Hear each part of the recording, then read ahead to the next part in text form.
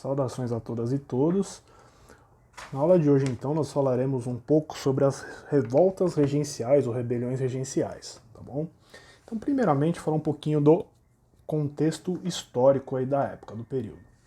Então, as revoltas regenciais, pessoal, vão ocorrer a partir principalmente da regência una do Padre Feijó, lá para 1835. Então, se você pegar a maioria das revoltas, elas vão mais ou menos de 1835 a 1840, algumas passam o período. Tem uma ou outra revolta que acontece antes que eu já vou comentar daqui a pouquinho. Mas a grosso modo elas acontecem a partir de 1835 aí.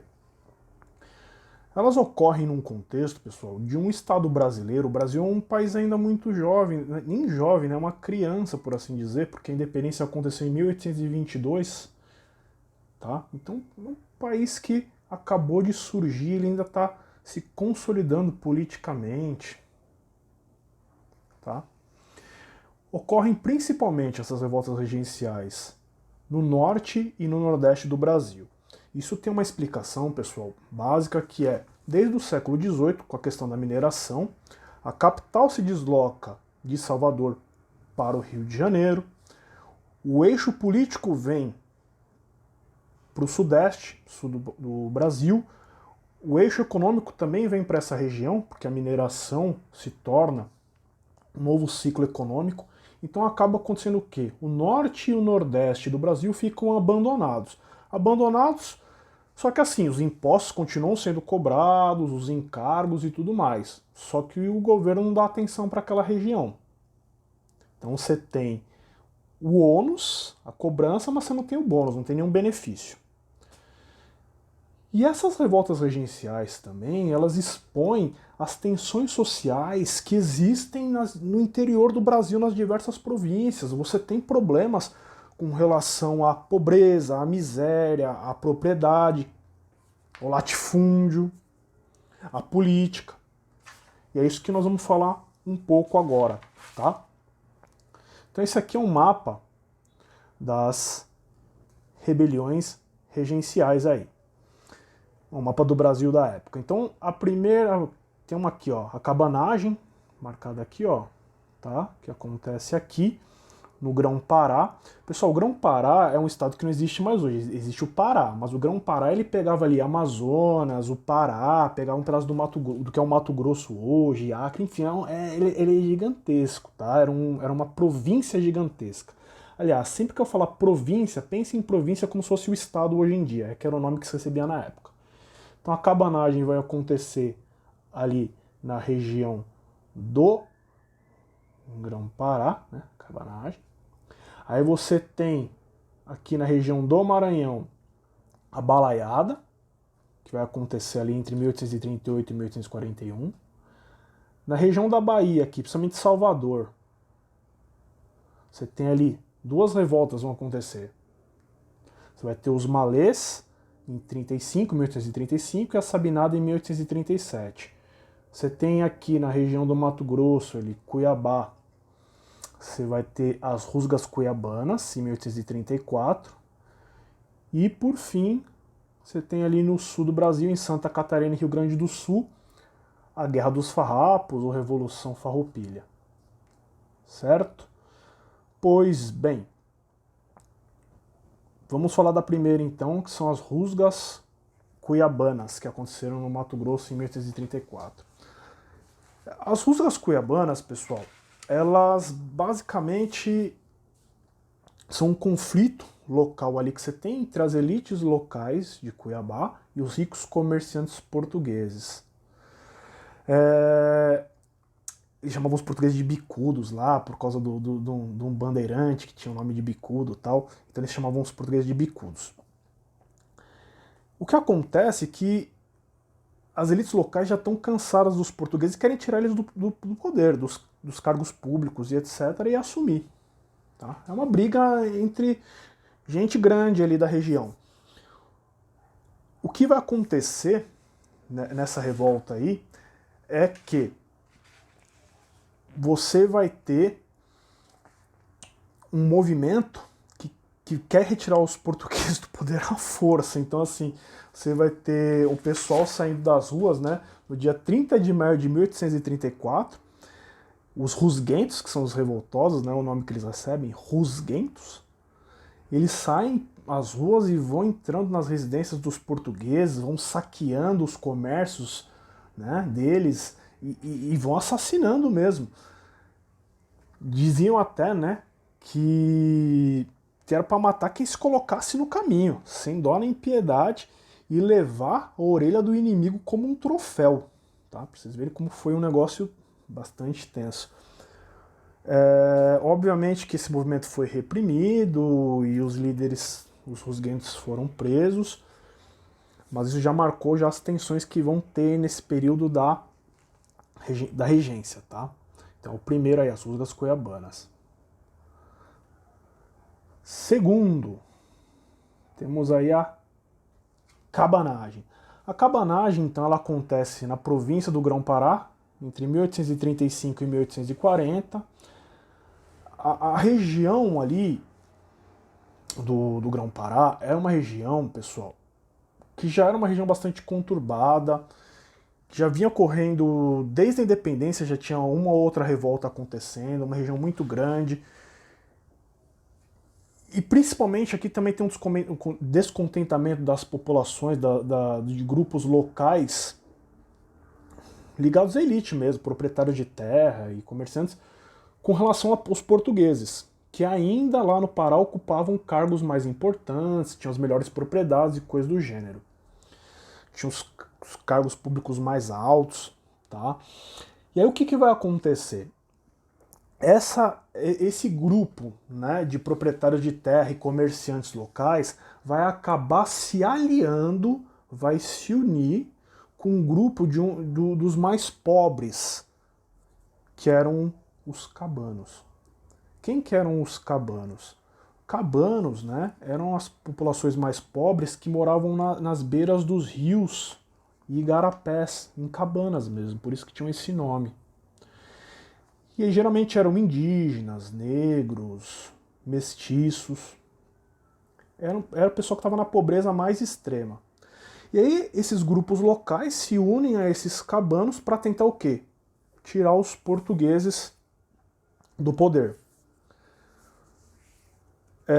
Você vai ter uma vitória temporária aí dos revoltosos, tá? Que vão chegar a tomar Belém e acabam tomando a província. Só que o que acontece é o seguinte, gente, veja bem, essa elite local, ela vai acabar fazendo o quê? Ela tira o governo que estava lá, assume o lugar desse governo, só que ela não muda nada, ela não atende aos anseios das populações mais pobres. Então você vai ter líderes lá como o Félix Malquer e o Francisco Vinagre, que assumiram como lideranças, mas eles não mudaram nada. Quem de fato vai provocar alguma mudança ali vai ser um líder chamado Eduardo Angelim, que era um seringueiro, né, de 21 anos de idade, e ele é mais do povo, e ele sim é mais fiel ao movimento. Mas aqueles outros que assumiram, só trocaram uma elite por outra. Esse é o fato. Outra coisa que é importante notar, gente, é que assim, mesmo na cabanagem, aí por seu movimento popular, ele tinha suas limitações, tá? Ele por exemplo, ele dava viva à religião católica, ele não era um movimento anticlerical, né? Vivas a Dom Pedro II, ao Pará, a liberdade, então ele misturava um monte de coisas ali. E também não falava de, por exemplo, abolir a escravidão, apesar de ter muitos negros participando do movimento, tá? Vai ser reprimido esse movimento, a cabanagem, em 1840, vai ser derrotado e vai ser bastante sangrenta essa derrota dos cabanos, porque vai ter 30 mil mortos. Praticamente 20% da população da província do Grão-Pará é morta pelas tropas do governo central. Tá? Vamos para o próximo, Aqui tem algumas imagenzinhas, tá, gente? Mostrando aí os cabanos. Gente, não tem quadros da época, coisa assim, então são desenhos feitos posteriormente aí. Então, vocês estão vendo a luta, né? De gente muito simples lutando contra as tropas mais bem armadas e preparadas da Guarda Nacional, do governo central. Vamos lembrar, gente, que acontece muito o seguinte também, né? A regência, quando ela começou ali, ela parecia que ia dar mais autonomia para as províncias, mais liberdade, como dizia lá o ato adicional de 1834. Ah, não, vai ter as assembleias legislativas provinciais, vão poder fazer mais o que quiserem. E no final das contas, quando o padre Feijó assumiu ali, não foi nada disso. Teve uma centralização muito grande, repressões violentas, então basicamente todos esses movimentos que a gente vai ver, eles falam dessa questão de maior autonomia. Inclusive agora este aqui que nós vamos ver, que é a Sabinada, que acontece na Bahia em 1837. Ela tem como líder um cara chamado Francisco Sabino, tá? Que era médico e jornalista. E isso é muito importante, não o fato dele ser médico, mas o fato dele ser jornalista. Por quê? O Francisco Sabino ele vai usar de jornais que ele possui, né, que é o Novo Diário da Bahia e o 7 de Novembro, para insuflar, para inflamar a população à rebelião. A Sabinada, pessoal, ela tem esse nome por causa do líder dela, que é o Francisco Sabino, era um movimento principalmente da classe média de Salvador. Tá? Que contesta o quê? A falta de autonomia na província, muita centralização política, o comércio e os altos cargos nas mãos das elites. Então essa classe média não consegue uma ascensão, não consegue, né, ganhar seu dinheiro e aí fica incomodada. Os profissionais liberais e tal, e aí começam esse movimento. Tomam o poder, chegam a tomar o poder, proclamam uma república, falam, não, agora somos uma república, mas veja só como são as coisas. Seremos uma república até a maioridade de Dom Pedro II, porque quando Dom Pedro II atinge a maioridade, ele pode voltar a governar sem problemas. Tá?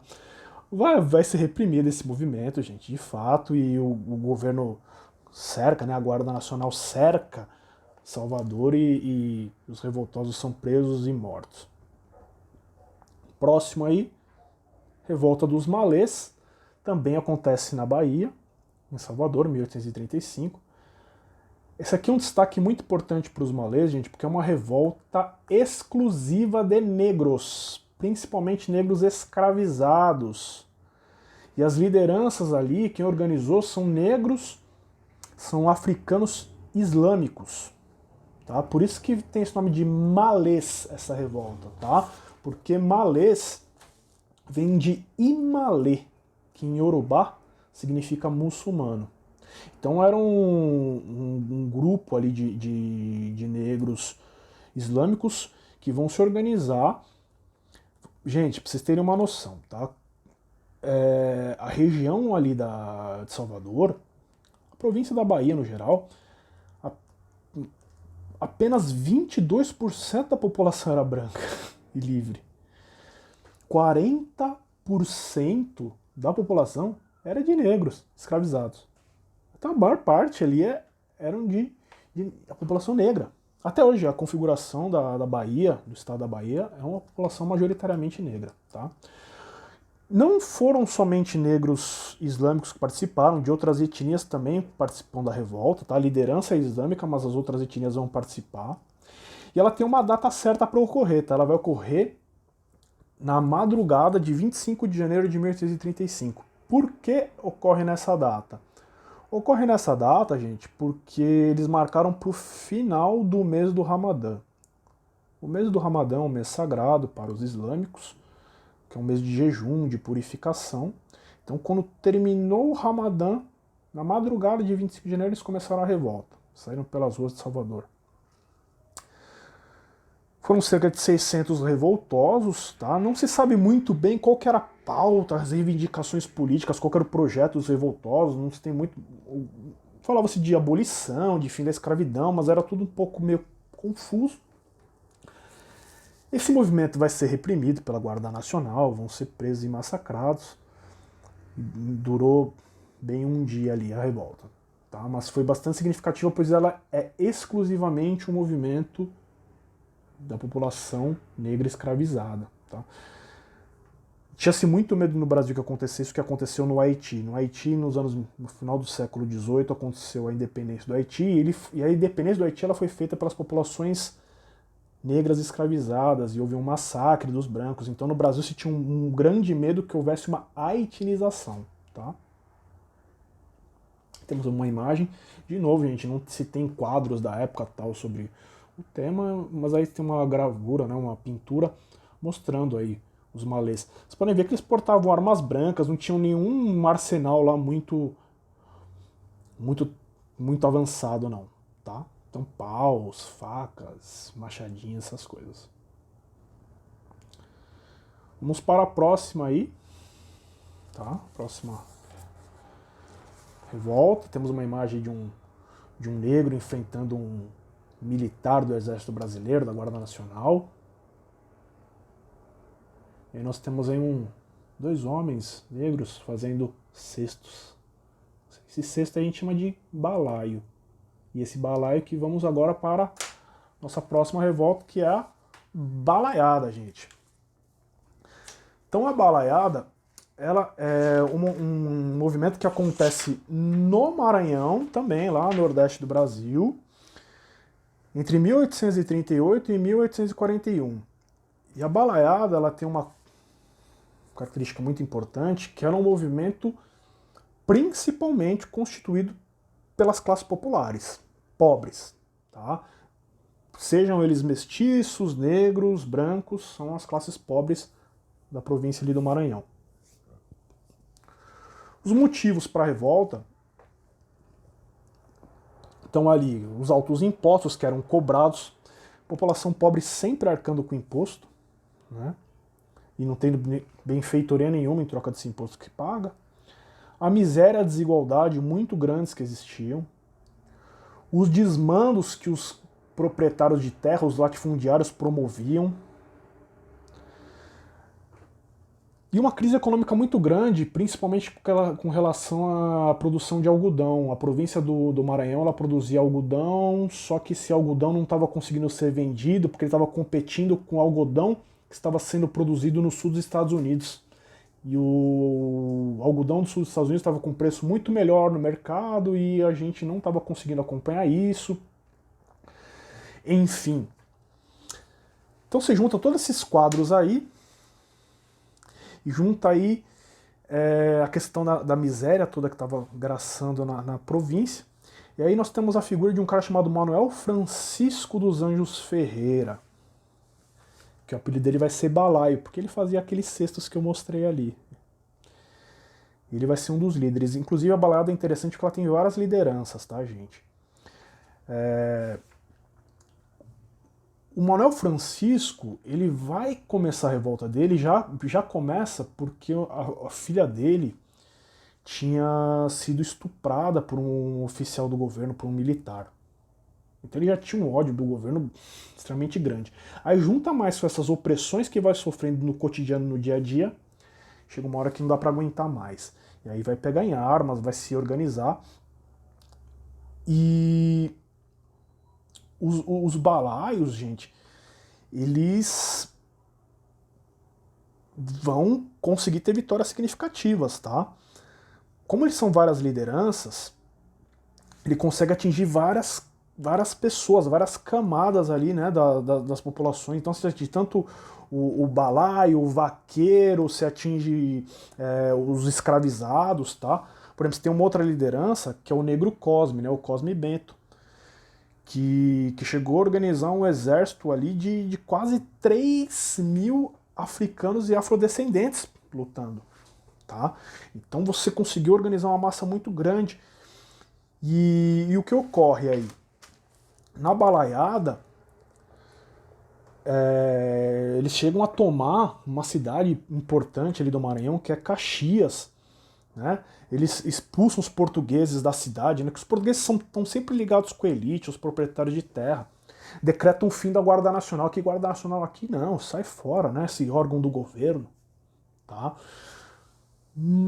Mas aí, obviamente, que não vão deixar essa revolta se alastrar, né? E aí vai haver uma reação do governo do Maranhão, que combate os revoltosos. O governo central do Rio de Janeiro manda tropas para auxiliar também, a debelar essa rebelião. E o grande líder ali é um coronel chamado Luiz Alves de Lima e Silva. Guardem esse nome. Vocês não vão conhecer ele por esse nome posteriormente, porque esse cara vai ser chamado no futuro de Barão de Caxias e depois de Duque de Caxias. Esse cara é basicamente Duque de Caxias, o Barão de Caxias, ou Luiz Alves de Lima e Silva, é o senhor da Guerra do Brasil, né? Tudo que vai ser conflito, ele vai estar envolvido. Ele vai acabar com a balaiada, e o resultado ali são cerca de 12 mil mortos, tá?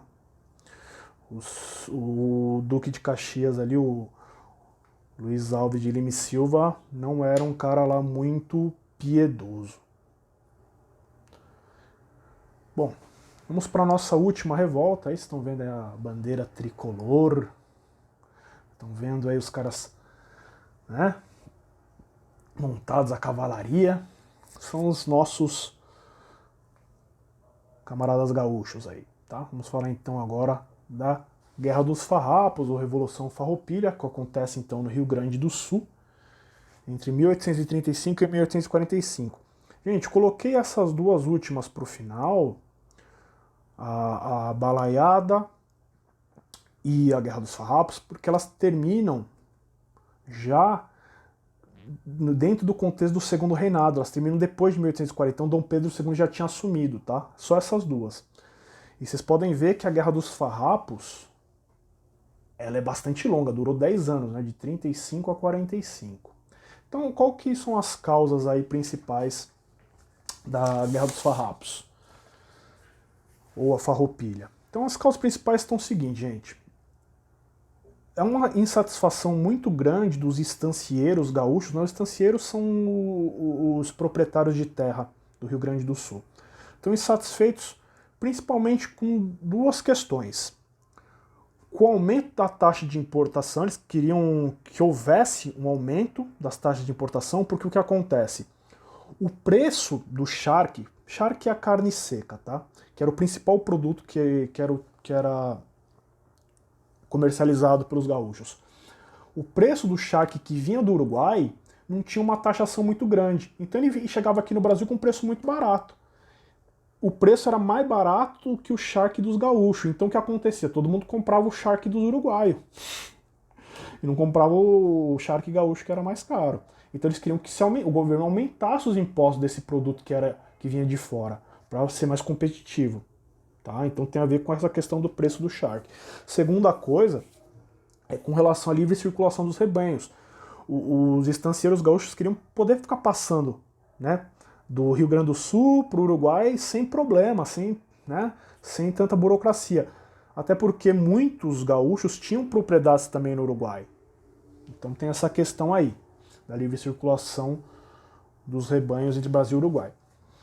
E aí nós vamos ter uma liderança aí, que é de um cara chamado Bento Gonçalves, né, que é inclusive um proprietário de terra, tá, um estancieiro. Vendo as intransigências do governo central, que não toma nenhuma atitude, os gaúchos proclamam a República de Piratini, no Rio Grande do Sul. Isso em 1838. E no ano seguinte, eles estendem, né, a revolta até Santa Catarina, né, chegam a Laguna lá tal, e declaram também a República Juliana. Só que a República Juliana ela vai durar menos tempo, ela dura só 4 meses. Mas isso é uma afronta ao governo do Rio de Janeiro. Fala, não, como assim? Os caras declarando república ali? Até porque, gente, a região do sul do Brasil é uma região muito estratégica, porque ela faz fronteira com o Uruguai, Argentina tal. Então, não pode deixar isso aí, uma rebelião dessa, crescer. Ainda mais se tornar independente aquela região, uma república. Não. Não podemos aceitar isso. nós vamos ter uma guerra bastante longa, temos figuras aí bastante importantes na guerra, é uma guerra até que tem a figura de um estrangeiro vindo lutar nela, né, que é o Giuseppe Garibaldi, né? O Garibaldi, ele foi um revolucionário, tal, que italiano, que lutou pela unificação da Itália e lutou aqui no Brasil, então ele é chamado de herói dos dois mundos, tal. Aí aqui no Brasil ele conhece o amor da vida dele, Anita Garibaldi, que é uma mulher também bastante importante na nossa história, porque ela também vai lutar em várias batalhas, sempre ao lado do Garibaldi ali, os dois juntos, lutando contra as tropas do governo. Só que no final das contas, gente, o que acontece é que a pressão é muito grande das tropas do governo central, e o resultado disso é o seguinte: depois de 10 anos de conflito, é assinada um tratado de paz ali, de final, chamado Tratado de Poncho Verde, que inclusive quem aparece aí para fazer a assinatura do tratado é quem? O Barão de Caxias, que eu já falei anteriormente. E aí, né, nesse Tratado de Poncho Verde, ele dá anistia para os revoltosos, incorpora uns ao exército. As duas coisas principais que ocorrem é o seguinte: o governo ele assume as dívidas ali, o governo imperial assume as dívidas do pessoal do sul, assume com os gastos, arca com os gastos, mas o principal é que ele faz a tal da taxação. Então começa a cobrar 25% de imposto sobre o charque que vem de fora, principalmente do Uruguai, que era o que desde o começo os farrapos estavam brigando por isso, né? Farrapo tem esse nome porque a veste dos revoltosos era bem puída, bem rasgada, então tem esse nome por causa disso. Então, no final das contas, é resolvido com um tratado que, depois de 10 anos de conflito, os caras, tá bom, vamos aumentar o imposto sobre o produto importado, o charque, né? Enfim. Mas até hoje, na história do Rio Grande do Sul, é bastante importante. Até a bandeira gaúcha e tal, ela segue os padrões ali que vem dessa época da bandeira dos farrapos, né? Tá? Da República. E aí, só para finalizar, gente, o Giuseppe Garibaldi, né, e a Anita Garibaldi, que são duas figuras importantes que estavam na Farroupilha. Pessoal, então, ficou um pouco extenso. Eu vou ficando por aqui, espero que tenha dado para entender e tenha ficado claro aí todas essas revoltas que aconteceram nesse conturbado período da regência de 1831 até 1840. Então, fico por aqui. Tchau, tchau, até a próxima.